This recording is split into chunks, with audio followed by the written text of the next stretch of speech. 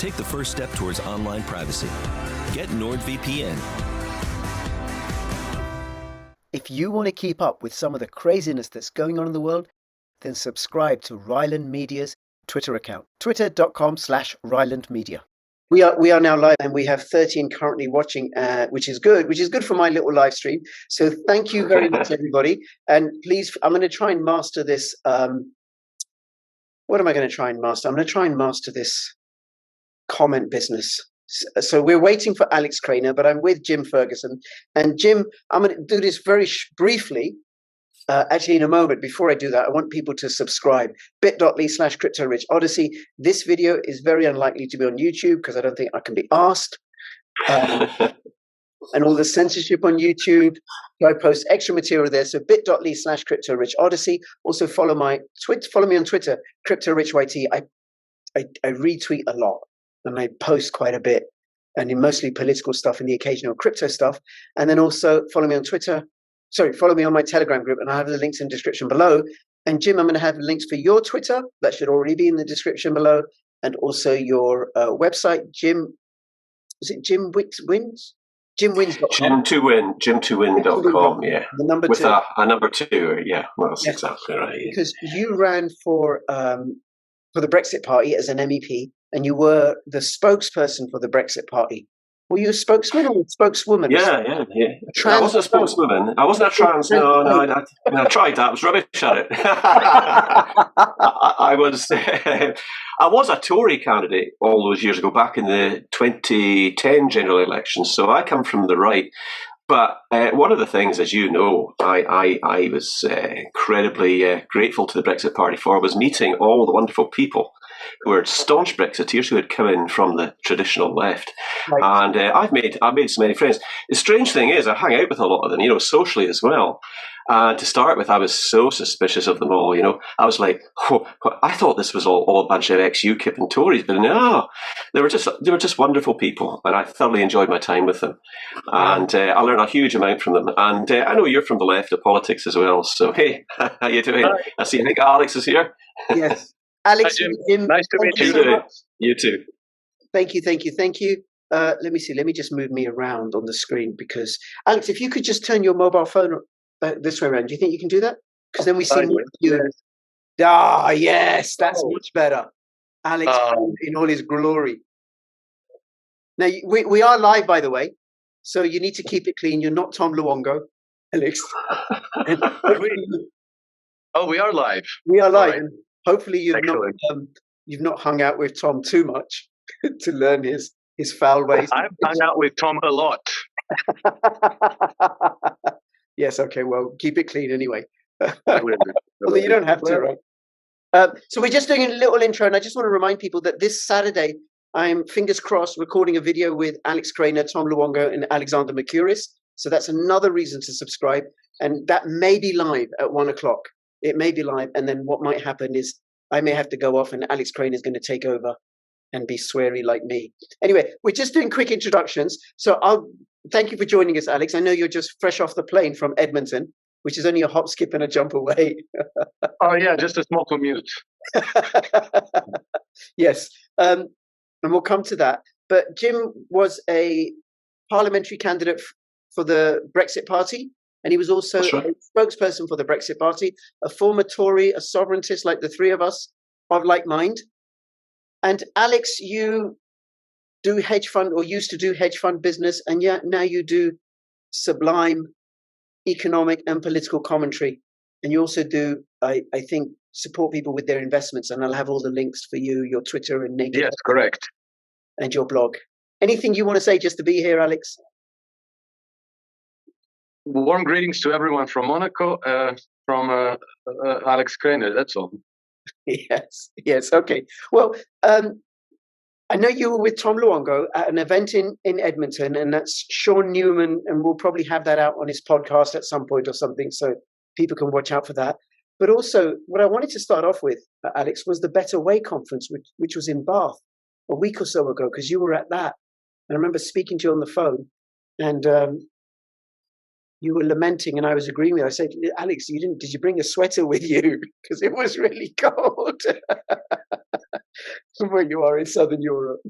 Of course, I didn't bring my sweater with me, and I did freeze quite a bit. It was my first morning there. It was 9 degrees when I went out. I was like, "Where am I?" It was cold. Yes, and it's much, much warmer where you are, right? Normally. Okay. So look, the Better Way conference was a conference of people, and they're called truthers or sovereigntists or anti-globalists, part of the Great Awakening, however you say it. So included, there were doctors and there were campaigners and the politicians and economic commentators. And you also did a little talk at the Better Way conference. Do you want to say like what it was about and what you went away with? Oh, I went away with too much. Okay, it was a 3-day conference. Yeah. The 2, 3, and 4 June. There were many interesting people invited. People like Dolores Cahill, John Oliver, Dr. Pierre Corey, many. I'm blanking out now, but the thing about it was that you have a large collection of individuals who maybe spent many years or maybe even a few decades immersed deeply in some very important domain, who know everything about it, and then they deliver these presentations were limited to 10 minutes, and then they give you like an ultra condensed 10-minute presentation of something that they consider to be extremely important at this juncture. And I felt like it was an information overload. I had a hard time keeping up with. It was so much absolutely phenomenal information, things that I didn't know much about, or things that I thought I knew much about, but it had deeper, broader dimensions to it that I wasn't aware of. And so I like, at the end, I just circled on the conference brochure.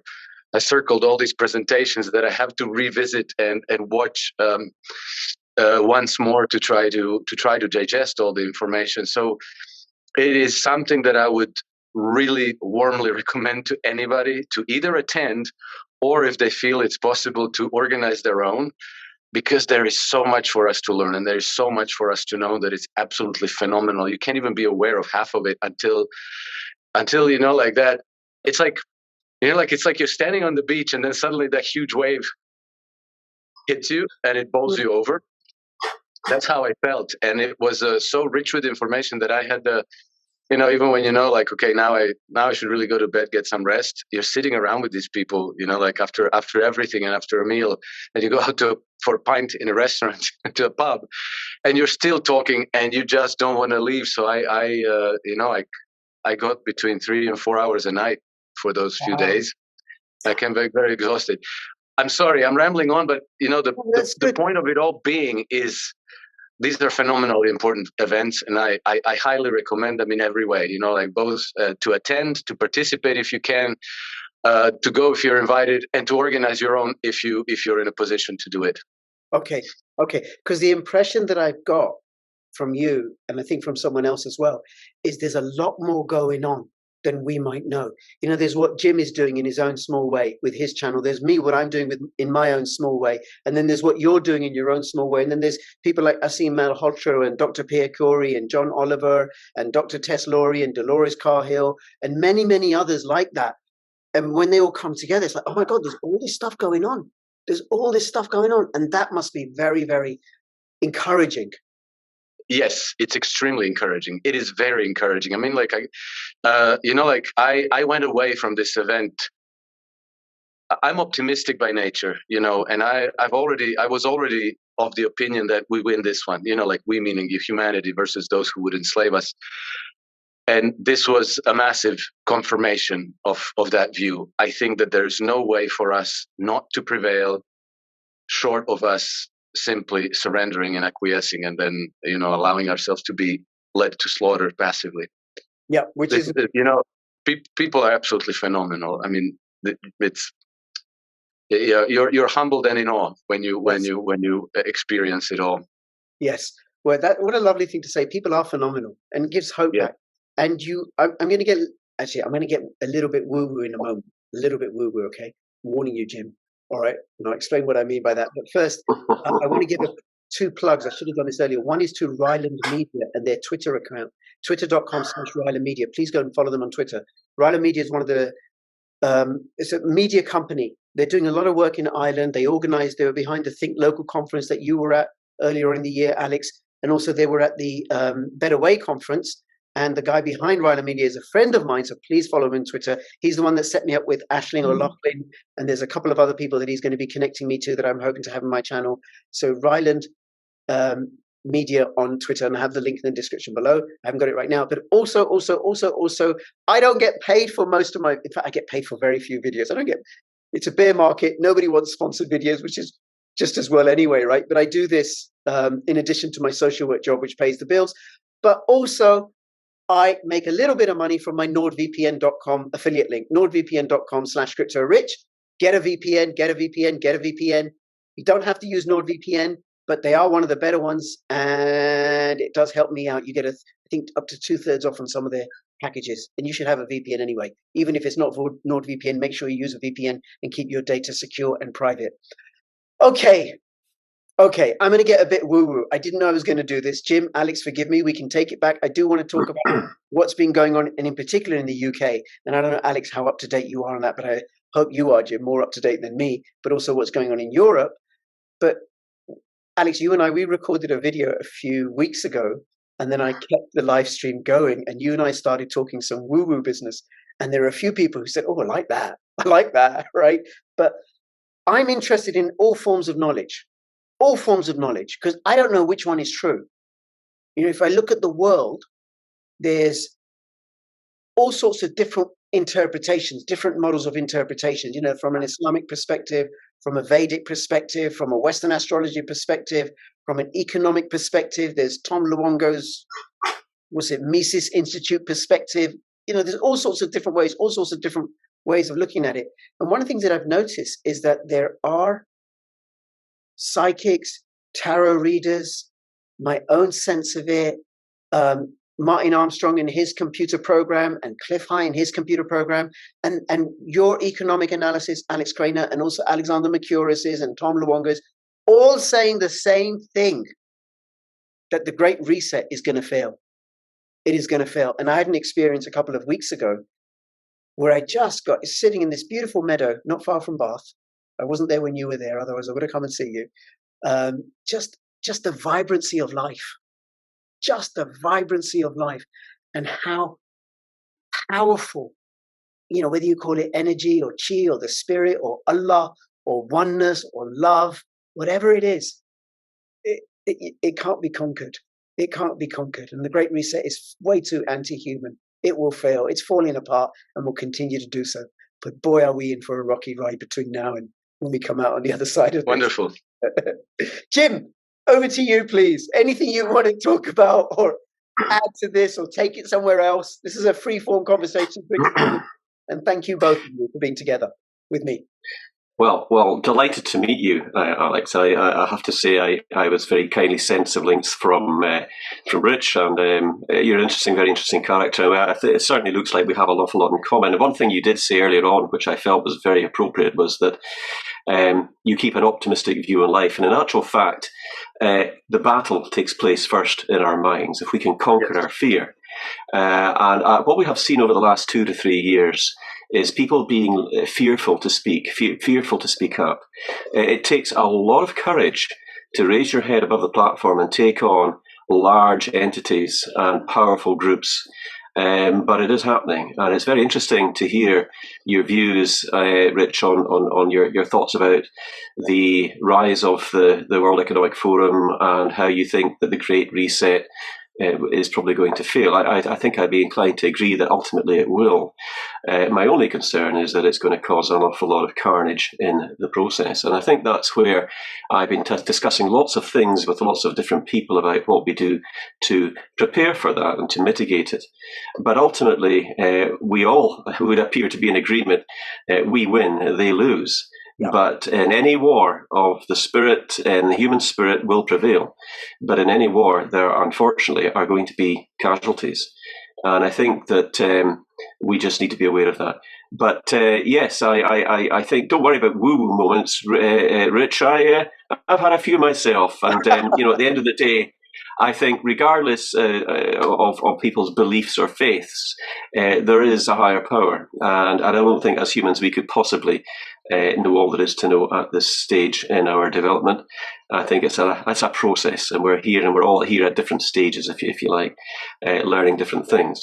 But one thing that does really gladden my heart is meeting and engaging with other people like yourselves who feel exactly the same way. We're not alone.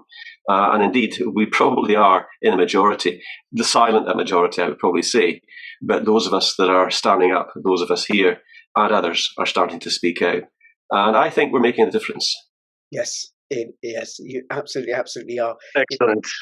You're both the sort of people that I've looked up to, and thank heavens for you both and the many others that have been as outspoken and as public as you are, because it gives me strength. And it gives many, many others strength. So thank you both for that. Now, we have to believe that we're going to win. Otherwise, why bother? Right?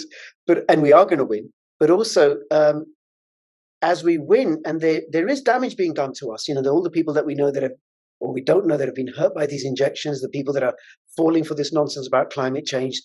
And I'm seeing as a child protection social worker, and you will have both seen it, the growing conversation about pedophilia. That's filtering into the mainstream is and I think that is a red line for just about everybody who isn't a pedophile. Yeah. No bloody way. And there are scalps that we take, and there have been a few scalps. Nicola Sturgeon, very recently. Boris Johnson, very recently. What is going on? And I'm going to turn to you, Jim, if there's anything you want to say about the situation in the UK, and then Alex, you can comment, and then we can move over to wherever this conversation takes us. Sure. Well, I mean, certainly from a political point of view, we are increasingly in uncharted territory. The Conservative Party traditionally has been the most successful of political parties if you look at previous times in office. But what's been going on is the fact that we've got a situation where we have an installed Prime Minister in the name and the form of Rishi Sunak. He wasn't elected. Everybody voted for Liz Truss because they couldn't possibly bring themselves to vote for Rishi Sunak. Not that I think she was particularly adept, but I don't think she was really given much of a chance. But we've just had Nigel Farage, who I know very well and worked with in the Brexit Party, coming out and talking about potential alliances with Boris Johnson. Some are for, some are very much against. One thing about Nigel Farage, and I think even as a most ardent critic will tell you, he does have a knack of spotting trends, and it would be a mistake to write him off. He's not stupid. He's very astute, very clever. So I don't know. I suspect Ben Habib. I didn't see the article on GB News last night because I was actually in a long conversation with an old colleague of mine. But apparently Ben Habib had been saying that, they have reached out to aides of Boris Johnson and conversations have happened. Now, if you're inclined to believe everything that's been said, and I am a bit sceptical about it all, I sort of read between the lines and try and peer behind the curtain wherever I can. But it does on the surface appear to be a very serious move. And of course, you've got a lot of sitting members of Parliament in Westminster who are loyal to Boris Johnson. And if there were any kind of mass defections to take place, they would do it possibly for Boris. Those that are like in the 1922 committee, those that are true Brexiteers in particular, would probably follow him. But whether that actually comes about or not, I don't know. But one of the other things that I think in Britain, and there's been a feeling within the general population for a long time. I mean, even back when I was campaigning in Barnsley East, the 2019 general election, there is, and I think, an accurate concern with the people that politicians are self-serving, especially the career types. They don't really care about the people that they're supposed to be helping and serving. There is a lot of mistrust and a breakdown in that confidence that our elected officials are actually, they're not really in it for us, they're in it for themselves. And scandal follows scandal follows scandal. And what's happened with Nicola Sturgeon is incredibly interesting. I mean, who would have thought a year ago or 2 years ago that we would have seen her pictured after being arrested in the back of a police car under criminal investigation for fraud? It's almost unthinkable. And as you say, scalps have fallen, people have moved down. Jacinda Ardern from New Zealand, another ardent West. Dame. Sorry, Dame. I should have curtsied when I said her name, shouldn't I? She's one of the most maniacal people, I think, on the planet. A true World Economic Forum devotee and disciple of Professor Klaus Schwab. And what she did to the people in New Zealand during lockdown was akin to something from what we saw in Nazi Germany, Second World War. And I don't use those types of words or language lightly. I'm not in the business of calling people names. I've been called plenty in the past. It's like Warsaw attacks back to me. But the point is this: we live in uncertain times, and Europe is on the brink, I believe, of World War III. The biggest NATO military exercise that has ever happened is now underway, and one mistake could see us plunged into a war unlike anything else that we've seen in the past. And I did a podcast earlier on today, which hasn't gone out yet. I've still got to get it edited, where I spoke to David Ellis, who is a very renowned, very highly respected defence analyst who knows all the top commanders. He knows the military commanders, and he also knows a lot of the Admiralty, the senior admirals and air marshals from the Royal Air Force. He personally knows Sir John Dearlove, who was the former head of MI6, and others. So he's very well connected. And I think you might find, both of you, especially yourself, Alex, as well, having been involved in the things that you're involved in, that there are things happening. You talk about things, Rich, happening behind the scenes. There are most certainly things happening behind the scenes. But one thing I've noticed, and I just want to come back to what you mentioned there, where you talk about in your small way you're doing this, and my small way we're doing that, Alex, is the same. What I'm starting to see is all these little areas of influence and spheres of influence, they are now starting to overlap, and they are now starting to come together, and they're starting to gel and form into something far greater and far more tangible. And when that starts to happen, that's when change takes effect. And I think what I'm really driving at is that in the last day or two, I've been particularly active with people from America. A lot of American patriots have been joining my channel, and I'm starting to see some.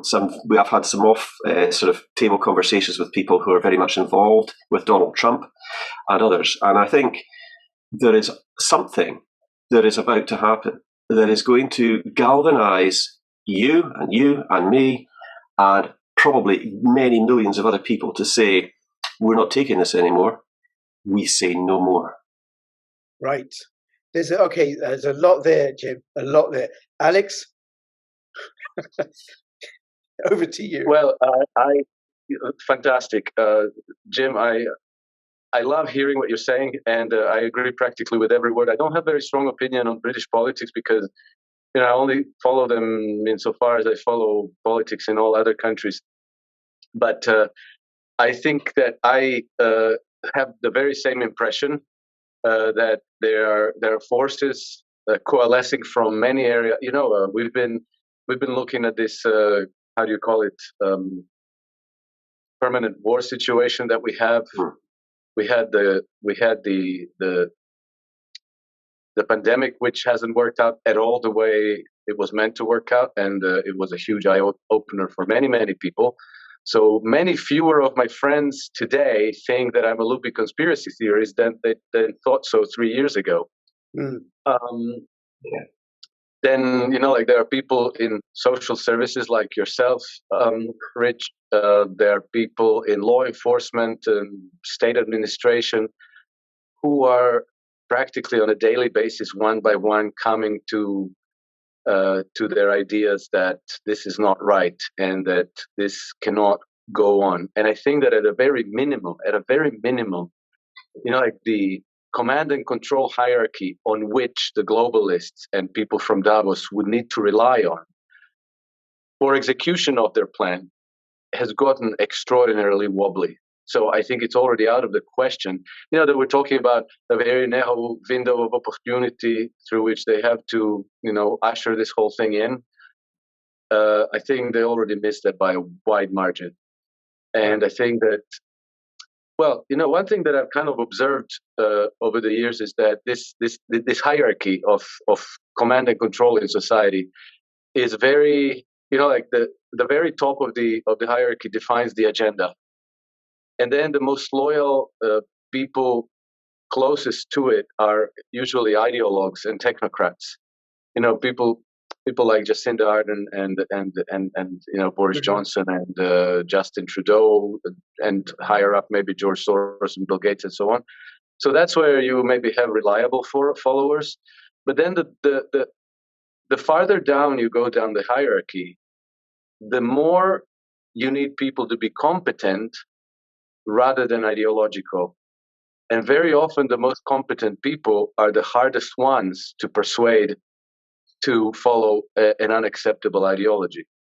So that's where you get like thousands of points of friction where somebody needs to maybe push through some kind of a measure or execute some kind of a command, and they say like, no, this doesn't make sense, and I'm not doing it. I'm not signing my name onto this thing.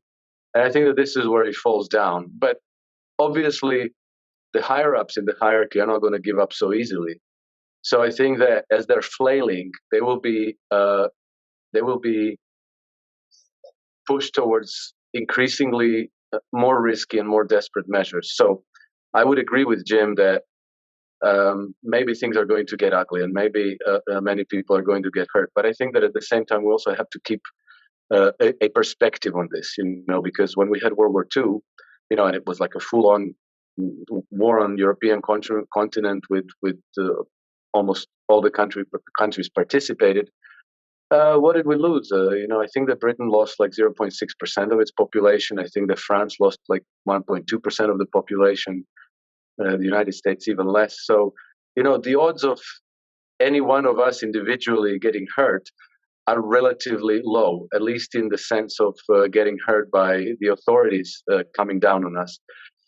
Getting hurt in the sense of losing some part of your business or going through a year or two of hardship, I think that's okay. That happens, and that could happen even if we passively acquiesce to the agenda. So I think this is a fine hill to stake our flags and to stand our ground and not to let them any further. Yes. Well, we have to, because the alternative is so awful.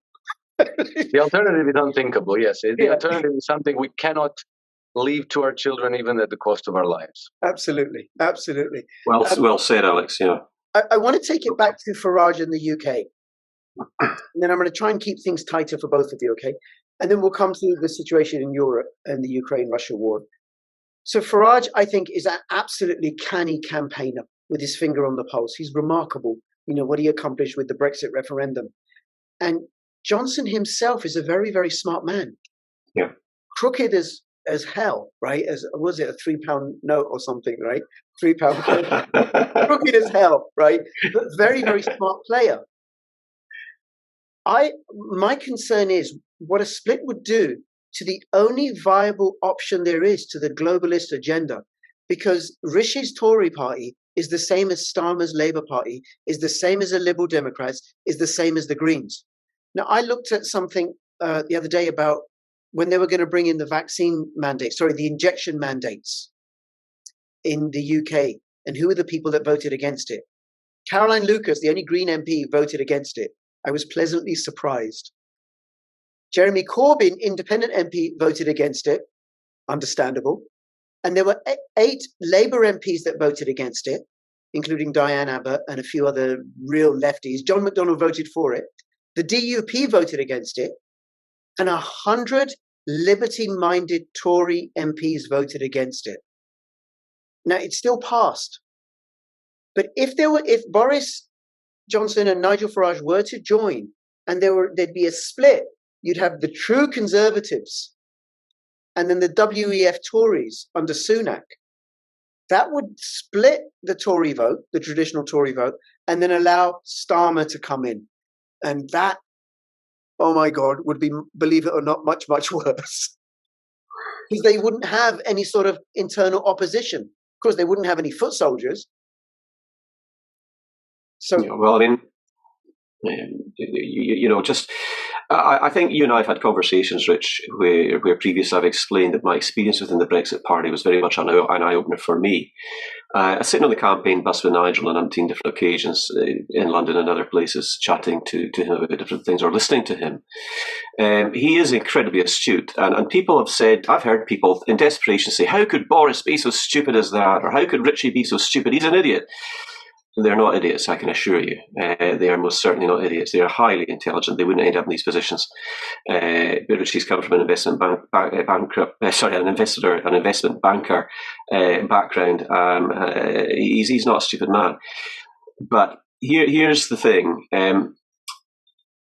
I think you're absolutely right, by the way, and I've heard, I think, other people talking about this quite recently where, Anne Widdecombe's come back into the Reform, or she's not come back in, she was never in the Reform Party up until quite recently, but she's come into Reform, which kind of was the Brexit Party was the predecessor. Reform is what a lot of Brexit people went into. I was one of the ones that didn't for a number of reasons, partly which I was just incredibly busy at the time. I'm pretty tired after a very busy political campaign in Barnsley and the European Parliament before that. But so I needed a break. But what may very well happen is that there's going to be a further polarisation of Remainers and Brexiteers take place, and they're going to be fighting for control of the country. My experience within the Conservative Party was a bit of an eye-opener too, because I found them to be, that was when David Cameron was Prime Minister. Mm. And I went down and I had one-on-ones with David Cameron and lots of pictures that show that, which I'll probably not bring out just now. But, David was a nice guy. He was a wee bit wimpy, though. David was... he wasn't really that tough a guy, if I'm being really honest, not by my standards anyway. And he was very, very sort of liberal in his mindset. He was a typical liberal Tory. And there's a lot of them around there, and most of them are quite Remain orientated. The harder ones, the harder cores, the David Davises, the Jim Fergusons and the John Redwoods are a little bit harder liners, But at the same time, the way to really do this, and you and I have talked about this before, the way to do this is to stop the left and the right fighting against each other, where you get the moderates around the centre ground. I mean, Tony Blair, I despise the man, but he was very clever at what he did. He brought people who were moderates from the left and the right together, and New Labour was nothing compared to what was there before. But there's been a general drift away to extremism on the Labour side as well. Far left wokeism ideology, the kind of indoctrination that we see of children with all of this stuff supported. They can't even tell you what a woman is. It's beggars belief, and it's a real turn-off to most people who are sensible-minded. And I think that's what they don't realise. Donald Trump coined the phrase "go woke, go broke." It's very true. How many times have we seen that? So I think, the political scene in the UK is fractious. It's going to get more difficult. But I think that we're heading for a wipeout of the Conservative Party as we know it here in the UK if Richie Sunak stays in probably past October, November this year, because we're not that far away from a general election. They can't go much longer after that.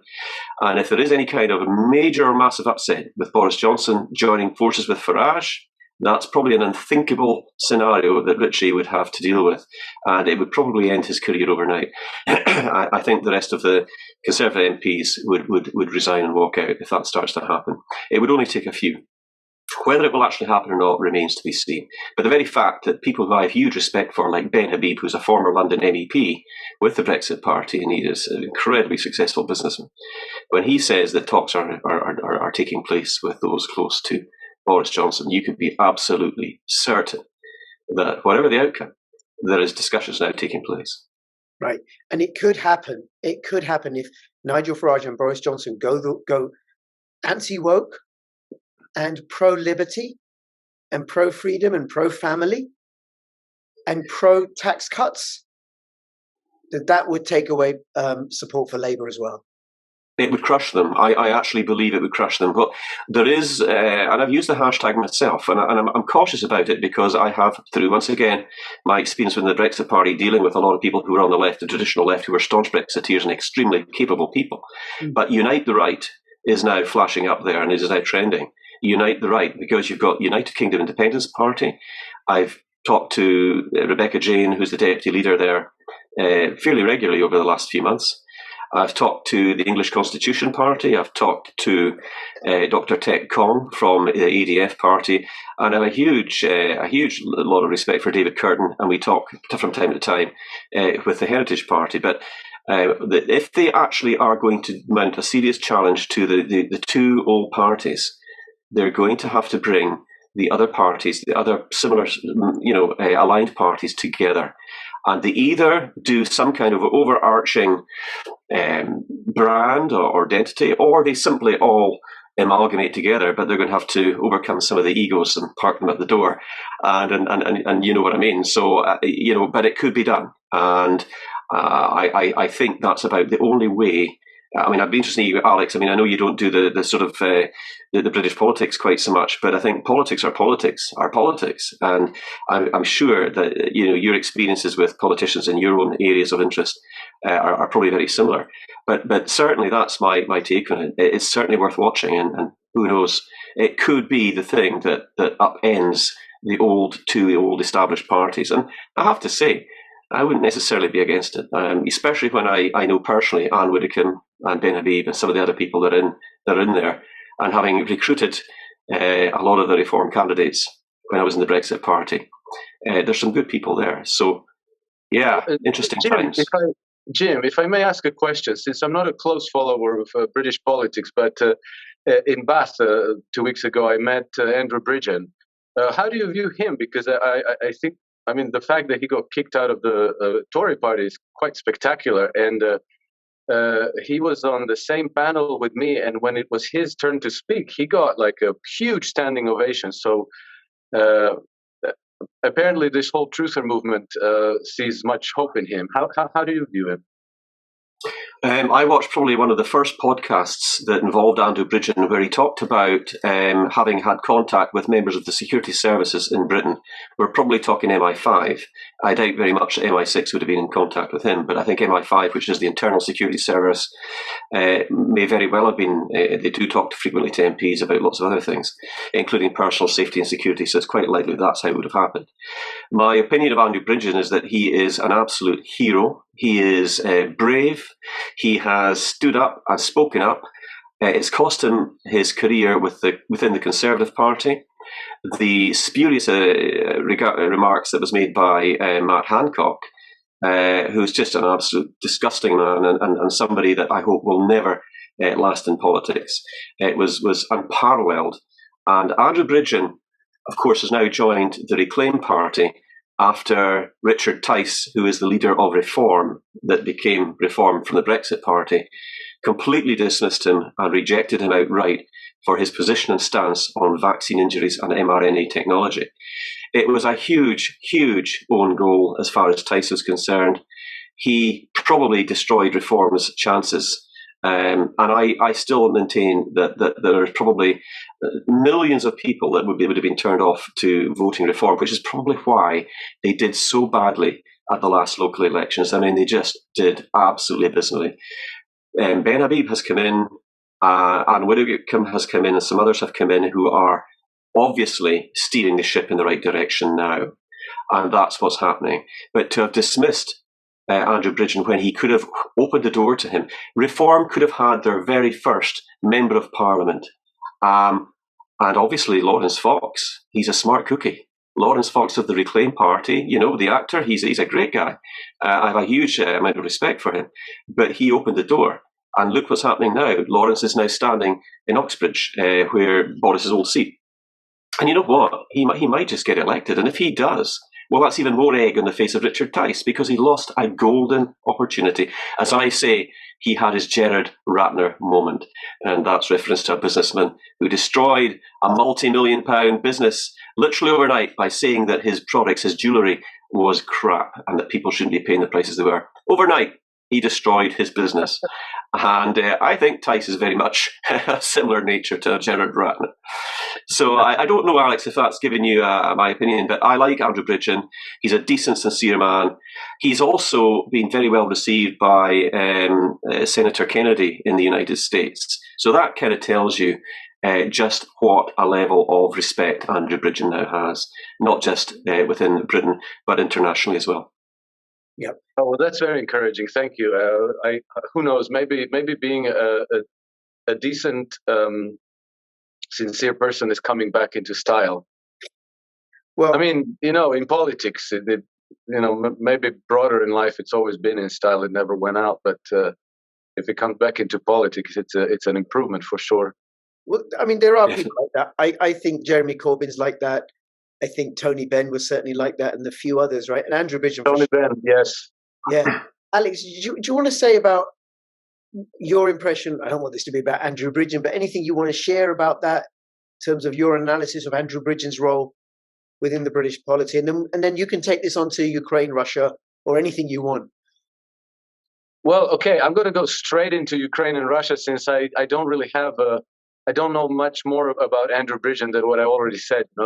That's really as far as as I'm in depth on that matter. But something very interesting happened to me in Canada this weekend. So I was in Edmonton, which is their north bit of Alberta, and we had a live talk event with Tom Wongo and Sean Newman, the podcaster who organized it. And a lot of what we talked about was about Ukraine, and I think rightly so, because it's like the biggest event, one of the biggest events that's going to impact the future of humanity for the next several decades. And the opinions are kind of converging in favor of Russia and not in favor of Ukraine. Well, another thing to know about Edmonton and that whole area there, Alberta and Saskatchewan, is that there's a huge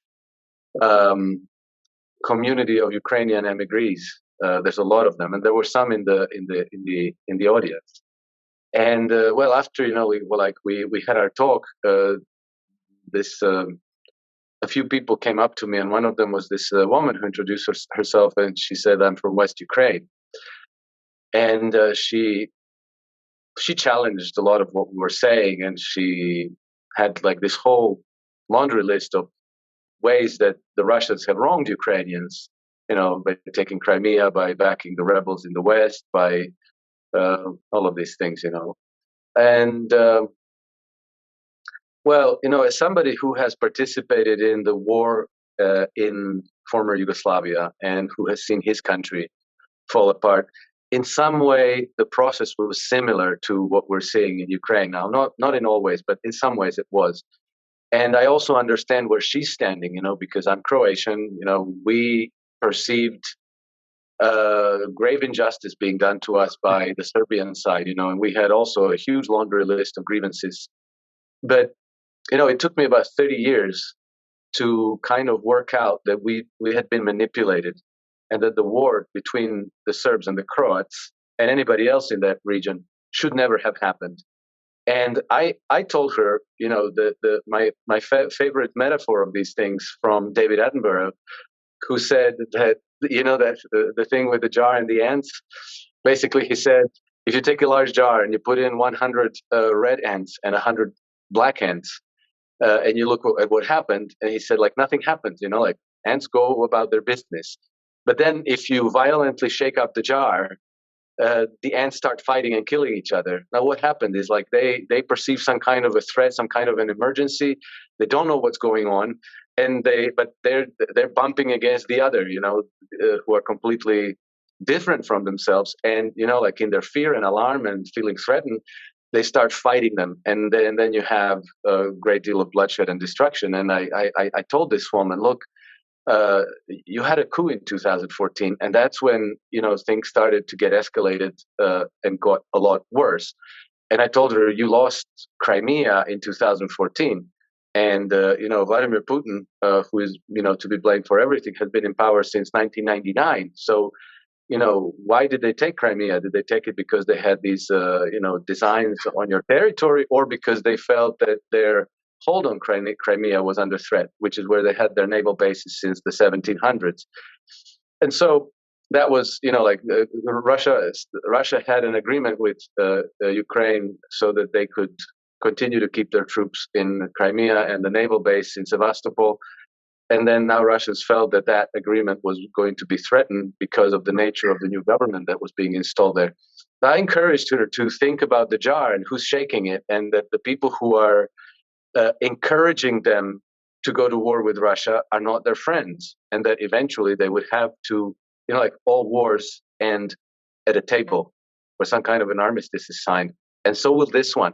Yeah. So they will have to sit down at a table and sign some kind of an agreement with Russia. And then for generations and for centuries going forward, Russians are still going to be their neighbors. There's no getting around that.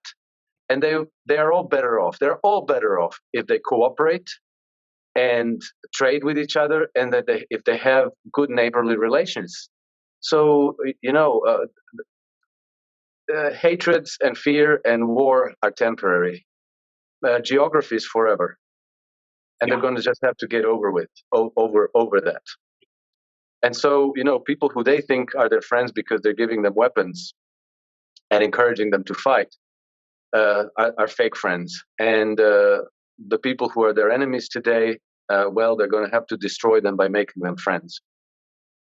Very, very good point, Alex. Very good. It's tragic. It's absolutely tragic what's been happening. It's absolutely tragic. It is absolutely tragic, because even people who save themselves by emigrating, they've been uprooted. Most of them maybe would like to live in Ukraine again if Ukraine was, like a good, prosperous place, which I really believe that it will be. But living as an emigrant in a foreign land is a consolation prize, which is far inferior to living in your own home country in peace and in good relation with your neighbors. Yeah, I was listening to Alex Christopher and Alexander Mercouris, their video that they recorded yesterday. Today, by the way, is Tuesday, the 13th of June. They're recording this about the Ukraine-Russia war. And Alex Christopher always said, why are they doing this? Why are they doing this?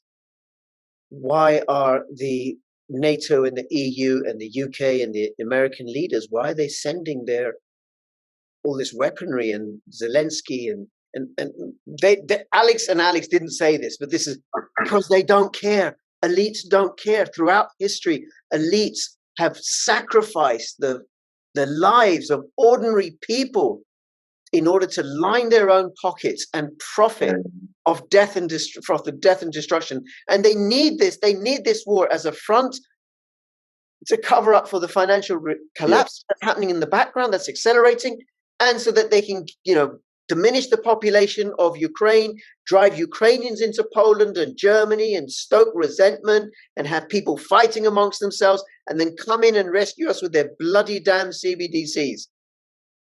Neither of that, but I'll say that. I'm saying that. Yeah, just quickly. Yes, you're absolutely right, and this is exactly what I told this woman. There were some other Ukrainians there as well, and I told her, look, they don't care if all of you die. They want to use you to destabilize, regime change, and break Russia into pieces. That's what they want to do. And if all of you have to be sacrificed for them to achieve that, they will not hesitate 1 second to do that. They're not your friends. But anyway, the big problem that we have in the West with this war escalation, because, when somebody is escalating into a war that is highly likely lead to a defeat, then you have to ask yourself, why are they doing it? Not only Russia, but China as well.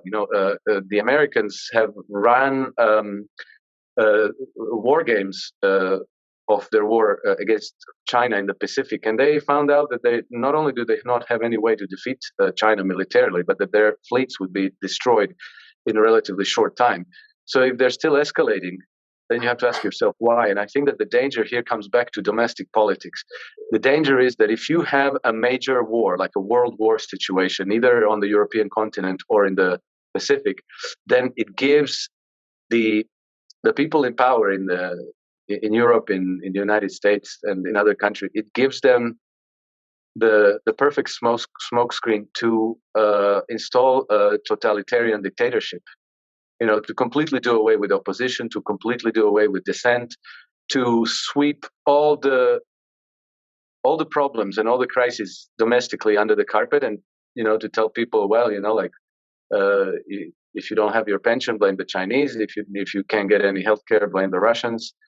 If your savings account is gone, well, that's our shared sacrifice, and so forth. So I think that this is the real danger, and I think that this is the reason why they are still pushing for war and still escalating past the point of awareness that they are going into a defeat. Probably because all these changes that are bubbling under the surface that Jim has articulated so well is what they want to prevent. And a really good way to prevent that would be to say, like, oh, hey, we're at war, and now everybody has to close ranks behind the government. And if you don't, then you're probably a traitor, and you're probably unpatriotic, and you should be silenced or put away. Indeed. Jim? Well, I would just like to say your analysis, Alex, is spot on, 100% accurate, and feelings go out to anybody that's had to leave their country under those kind of conditions. I watched closely as the Serb-Croatian War took off. I'm very familiar with it, and some of the atrocities that occurred there. Speaking of which, I followed very carefully the unfolding of the Ukraine coup, and you're right, it was a CIA orchestrated coup, there's no doubt about that. I do feel very sorry for the Ukrainian people, the soldiers there who are very brave, very courageous, as we saw in World War II when they were fighting the Nazis. They are a great people. But I think trying to sort of put some context or summary into this, it's been estimated that Ukrainian mineral wealth, land, agricultural value is sitting at between $13 and $14 trillion. So if you want a reason why they're so keen to keep their hands on Ukraine, that's certainly one reason. It won't be the only reason. It will certainly be one of them. But when you have to understand, or you don't have to understand because you already get it, but people have to understand that there's a lot of propaganda goes on from all sides. Russian propaganda, yes, but there's also Western propaganda.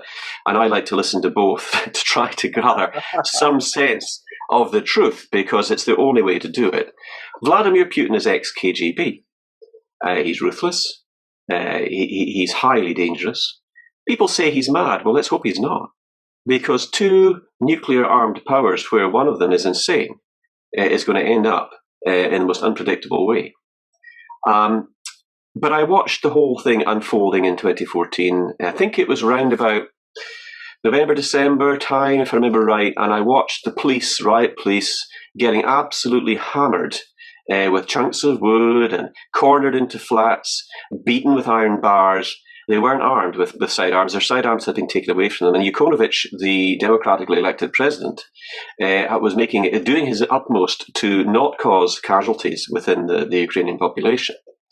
But then people started to get shot, and then there was a big investigation. It was confirmed that these were provocateurs who deliberately targeted and shot some of the people that were protesting. That was covered up very, very, very quickly.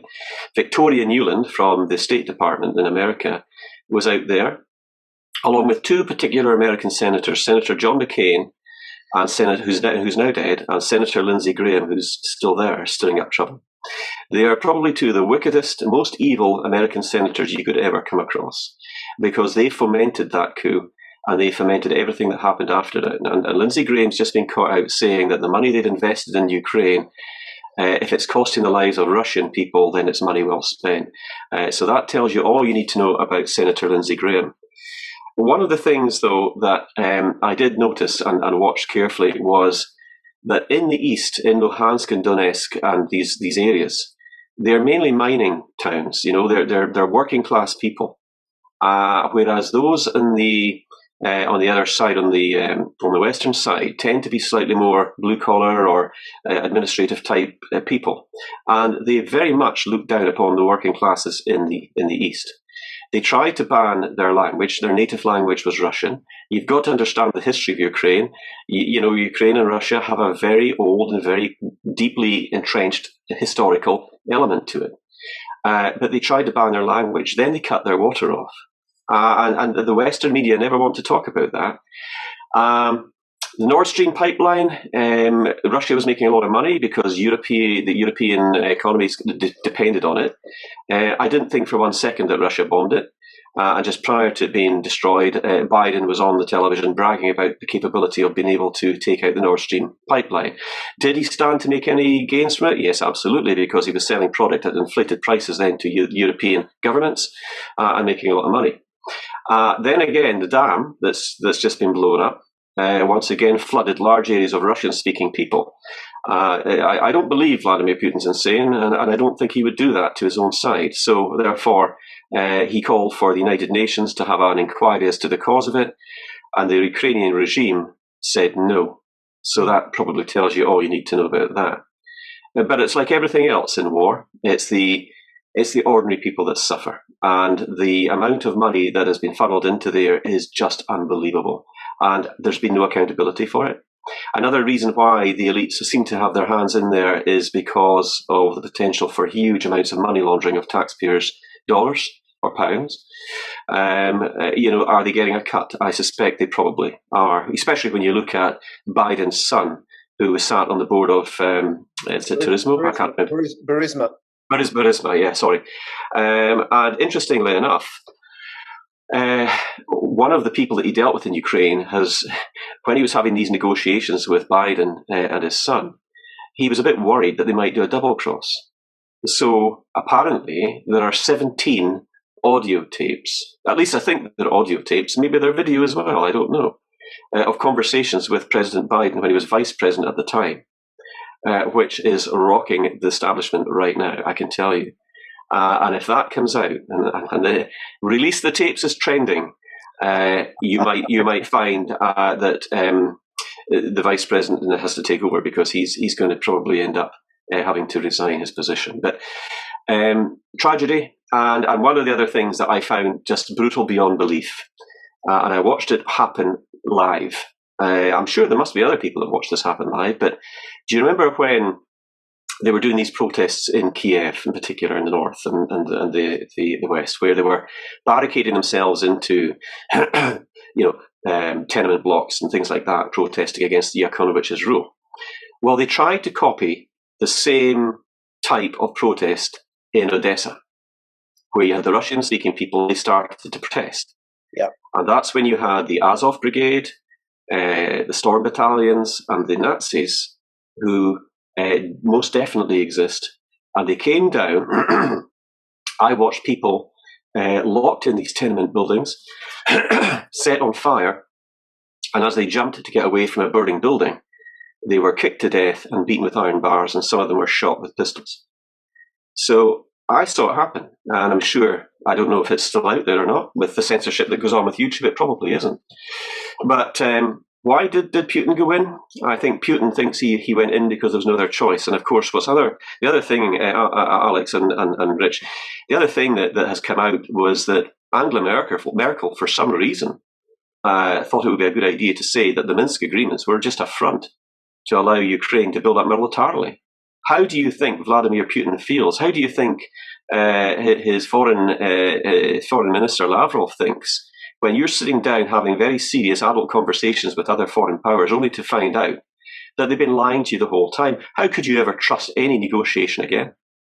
Jim, no, listen, thank you for that. Right, I'm interested in how these developments are going to roll out, and how you both see that. I think all three of us are very familiar, and I assume many of the people who are watching are very familiar with the history and how we've got here and what it's taken. The lies by the West, and I just want to add that as well as the money laundering, covering up for Biden's crimes in Burisma, there's the bioweapons labs that the Russians have exposed in Ukraine. And also, I'm hearing rumors, it hasn't come out yet, but how Ukraine was involved in child trafficking. That's right. 8 million children disappear worldwide every year. 8 million children disappear. Where do they go? And there's stuff I'm seeing in the independent media about that coming out, which is rather unpleasant. But how do you see this rolling out over the next few months, and in particular, the impact on the rest of Europe? Do you want me to answer that? Yeah, go on, Jim. Go on to Alex. Okay. I'll try to keep it brief. It's going to escalate, in my opinion. It's bound to escalate because of whatever reason the elites have, whether it's child trafficking, whether it's money laundering, whatever it is. I don't know the answer to it because I'm not one of them. But they have their reasons. And they've thrown so much money into it. It's almost both sides are saying we can't afford to lose. Biden has staked his career, his presidency on this. He's not going to back out now. Vladimir Putin, do you think he's going to back it? Do you think he's going to come to some agreement after the Minsk agreement fiasco? It's going to escalate. And indeed, the Russians have a process. It's called escalation to de-escalate. It's a strategic military approach, if you want to call it that. They may very well escalate in order to de-escalate. My concern is that they may use a major escalation in the form of a nuclear weapon, even if it was a tactical nuclear weapon. I'm not talking about strategic. And the big difference is strategic are your state killers. You know, they'll take out the size of Texas in one hit. I'm talking about tactical nuclear weapons that would destroy a city, maybe 15, 20 kilotons, something along those lines. They may escalate to de-escalate. So in the short term, this isn't going to end. This is going to escalate. But I'm sure you've seen the German Leopard tanks getting blown up all over the place. Mm. The so-called much vaunted assault or counter-offensive seems to have failed. I believe there are about 6,000 dead or injured Ukrainian personnel. It's just within the last week, and multiple pieces of artillery blown up, tanks supplied by the West blown up. I don't think I've heard back and forth over the sort of line of control. There's been some small incursions in, but they've been largely repelled. The Russians, by the way, I mean, I'm not a military man, but I know enough about military history and strategies to know that, you know, you're going to take, if you're an attacking force, you need 3 times the numbers of personnel to burst through a defense. If you're defending, you can do it with 3 times less. Right. to get an equal balance, you know.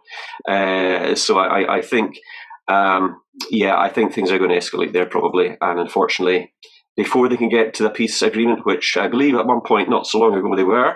Yep. But Boris Johnson made a very rapid trip, probably at the behest of Biden. I don't know for sure if that was the case, but he went there, and all of a sudden the war's back on. So that's my sort of analysis of where I think we are. But it's a highly dangerous situation, and I'm very, very worried about that whole business escalating. And of course, it's the ordinary people that suffer on both sides. Yep. Alex, where do you see this going? Well, I think I largely agree. I think that, you know, one thing that I'm not sure about is the nuclear escalation, because as I see it, Russians don't really need to go to there. And, you know, the thing with the Russian nuclear technology is extremely interesting, because I didn't realize exactly how these super hypersonic missiles that they have, how they work.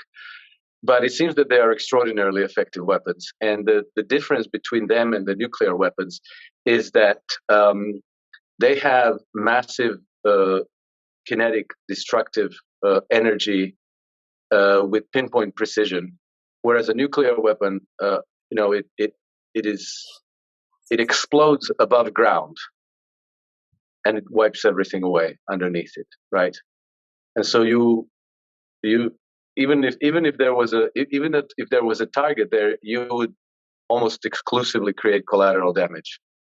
And I think that the Russians are extremely sensitive to maintaining their alliances and relationship with the global South, and with, you know, pretty much all the countries that they are cultivating good relations with, especially the delicate ones like Turkey, India, Middle Eastern countries, and African nations. And I think that using a nuclear weapon would be extremely risky from that point of view, that, you know, it will put them, you know, they would become the second nation in the world ever to use a nuclear weapon. And I think that that's a a character flaw that you don't wipe away anymore. That stays with you forever. Whereas these hypersonic missiles like the Zircon and the Kinjal, they have a phenomenal penetrating power and phenomenal destructive energy, which is concentrated in one spot. So if you can identify a target like a command and control center, you can wipe it. You can wipe it off the face of the earth, and you can destroy almost any size naval ship, aircraft carrier. So I think that Russians have many ways to escalate short of nuclear, and I think that probably they will do that sooner than nuking any place at all. For the rest, I think that the logic of this conflict goes beyond prevailing in Ukraine. Okay, I believe that because what happens is that Russia has been the target of invasion from the West many times now. At least 3. If we count the first Crimea War, then 4 times. There was the Swedish invasion, there was Napoleon's invasion, there was first Crimea War, and there was World War II, which was Nazi Germany, but it wasn't just Nazi Germany. We kind of sanitized history, so it was just like Hitler went mad and started conquering everybody, and then went to Russia with the largest invasion force ever assembled in history. It was actually a coalition because Denmark, Sweden, Finland, Poland, Hungary, Bulgaria, Czech Republic, Italy, Spain, Greece, many countries participated in this invasion. So it was a little bit like today. It's a war between Russia and Ukraine, except many countries are actively participating in this conflict. And so I think that to prevent this from happening in the future, like a generation or two go by, and then, Western powers regroup and rearm and then try another something. I think that they will have to continue the war by other means against their enemies. And when I say their enemies, I don't mean NATO, I don't mean the United States, I don't mean any nation in particular, but what I mean is exactly what George Soros has told us. And I think this is an extremely important statement that he gave at the Davos meeting in May 2021, when he said that it's a clash between 2 systems of governance. And I think that the one system of governance that is their enemy is the imperial colonial system that is entrenched in the West. And people have gotten used to calling it the American Empire. Before it was the British Empire, before it was, the French empires and all the other empires. But it's important to recognize that empires are not national by their nature. Empires simply infiltrate the political and military structures of a nation to have that nation carry out their agenda abroad. But it's never to the benefit of the people of that nation, because if we can see today, the people of Britain, the people of the United States, their standard of living is deteriorating. It's not improving, and it has been deteriorating for decades. So they're not benefiting from the empire. Who is benefiting from the empire? The people who are benefiting from the empire primarily is the global financial cartel. You could sum them up as the controlling shareholders of the global systemically important banks. And you can see that in like who goes to Kiev: BlackRock, JP Morgan, Citigroup. Citigroup pretty much staffed Barack Obama's cabinet, and Barack Obama's cabinet is who gave us the coup in 2014. Yeah. And Citigroup is particularly panicked by the loss of Ukraine. And this keeps happening through history. So I think that the big change that we are all going to need is to get rid of this system of governance that sows mayhem abroad and misery at home. And that is the occult oligarchy that hides behind the facade of democracy in the West. And I think primarily we're looking at Western European countries, United Kingdom, the United States, the Five Eyes, countries like Sweden, Norway, where these vested interests have infiltrated the structures of power. And I think that the Russians and the Chinese as well basically have no choice but to go after them all the way, to unmask them, to bring them to trials. And I think these trials are coming, and to expose what they have been doing for decades now, not just in this war, but World War I, World War II, the rape of Haiti, Jamaica, colonialism everywhere. This has all been the same vested interest, the same structure of power. They have been doing it continually. Alex, very, very good point. Thank you so much for that.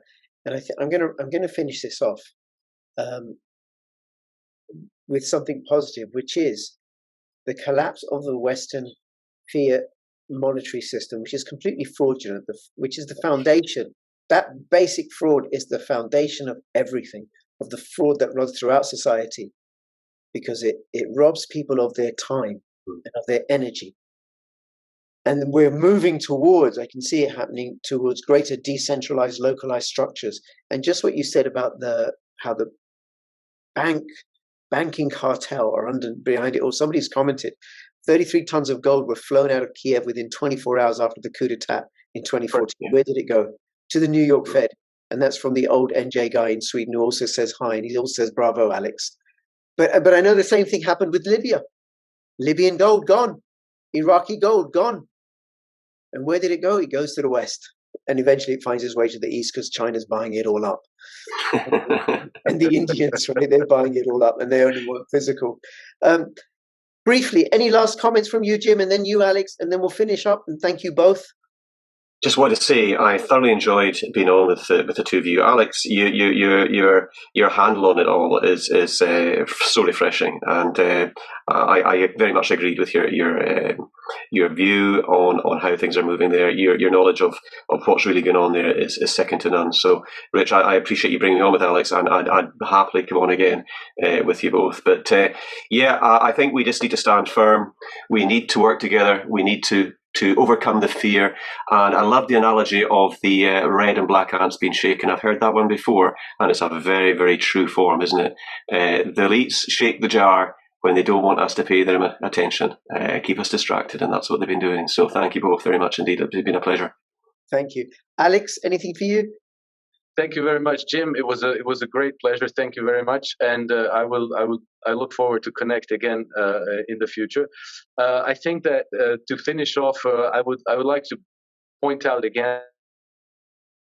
This conflict, and this is a very crucial, I think, fork in the road for humanity. We absolutely win it. We are the first generation ever that has had the benefit of the internet, the ability to have conversations like the one we're having now, the ability to find out the truth about pretty much anything at any time, almost instantly. No generation before us has ever had this privilege. So I think that we have to just courageously move on. We have to speak out, because speaking out is the only way for other people to recognize us and to understand that they're not alone. Holding unconventional views, or at least the views that are not being drummed on every day as the dominant narrative through the conventional media, people feel lonely and people feel alone, because they think like, well, this doesn't make sense to me, but maybe I'm the weird one. And they might continue to feel like they're the weird ones until they hear somebody else speak it out. And then they say, oh my God, I'm so glad that I heard this, because I thought I was the weird one. And now I see that, the more we speak out, the more people will recognize that vast majority of us are on the same side, even those who are not maybe ready to articulate their views accurately. But, like deep down inside, the message resonates and they understand it. And so we just have to carry on, speak out, research and read, and try to discern the truth. And the much, much better future is ours as a birthright. And that's a gift that we can leave to our children and their children. Absolutely, absolutely. And one way to discern the truth is to follow Jim on Twitter. And I'll have a link in the description below, and follow Alex Krainer on Twitter and Jim's Rumble channel and Alex Krainer's blog, and subscribe to me, bit.ly/CryptoRichOdyssey. And between now and I see you next, thank you both, Alex. Thank you, Jim. Keep filling your pockets with freedom. All right. All the best. Thank you. All the best, guys. Thank you. Take care. Thank you. Bye-bye. Thank you. Bye-bye.